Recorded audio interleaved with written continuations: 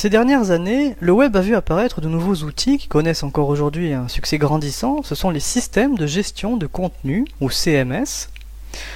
Joomla, WordPress, un CMS orienté blog, Drupal sont sans doute les plus connus, et si vous en avez entendu parler, bien vous avez sans doute souhaité installer ces différents outils sur votre poste afin de pouvoir les tester, de pouvoir créer à l'aide de ces outils votre propre blog, votre propre site portail.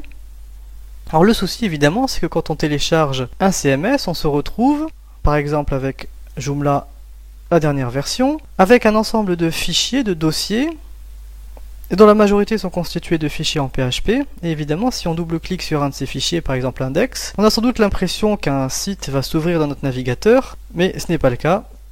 En réalité, le système d'exploitation ne reconnaîtrait même pas par défaut l'extension PHP. Si je clique à droite et que j'affiche le code source, eh bien je me rends compte que le code PHP n'a strictement rien à voir avec le code HTML, et c'est pourquoi le navigateur ne traite pas ce code, il ne sait tout simplement pas l'interpréter.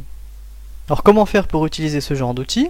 Eh bien nous savons que les fichiers HTML qui composent un site statique, liés entre eux donc, peuvent être envoyés directement au navigateur et interprétés, alors que un fichier PHP n'est pas interprété par le navigateur. Eh bien il va nous falloir un programme supplémentaire entre le fichier PHP et le navigateur. Et ce programme, qui va traiter donc la page en PHP, c'est le serveur web, le plus courant étant Apache, auquel on doit ajouter le support du langage qu'il doit traiter, c'est-à-dire PHP.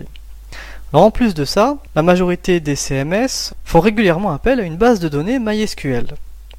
C'est donc non pas un programme, un serveur web qu'on doit installer, mais bien 3 éléments différents. Pour être tout à fait clair, nous allons aller sur les sites de ces différents projets, en commençant par Apache. Le site internet c'est httpd.apache.org. Il s'agit donc du serveur web, autrement dit le programme auquel le navigateur va demander la page en PHP et qui est censé traiter cette page PHP. Ce serveur ne suffira pas, puisque seul il ne peut pas du tout traiter le PHP, il faut lui ajouter le support du langage PHP, et donc on devra installer PHP en plus de Apache. Et comme nous l'avons vu, ça ne suffit pas, il faudra en plus installer un serveur de base de données MySQL. Si on devait vraiment installer ces 3 éléments indépendamment l'un de l'autre, bien ce serait plutôt compliqué, les configurations sont complexes, et ce serait surtout très long. Alors pour aller plus vite, on va aller sur le site de apachefriends.org, télécharger XAMPP pour Windows.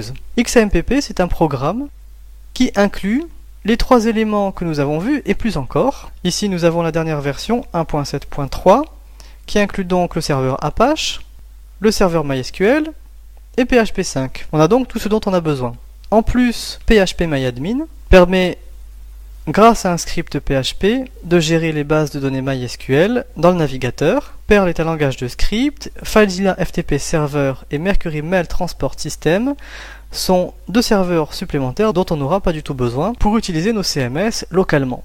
Maintenant que nous savons ce dont nous avons besoin pour afficher ce CMS de notre navigateur, eh bien passons sans plus tarder à la vidéo suivante dans laquelle nous allons installer XAMPP pour Windows sur notre poste.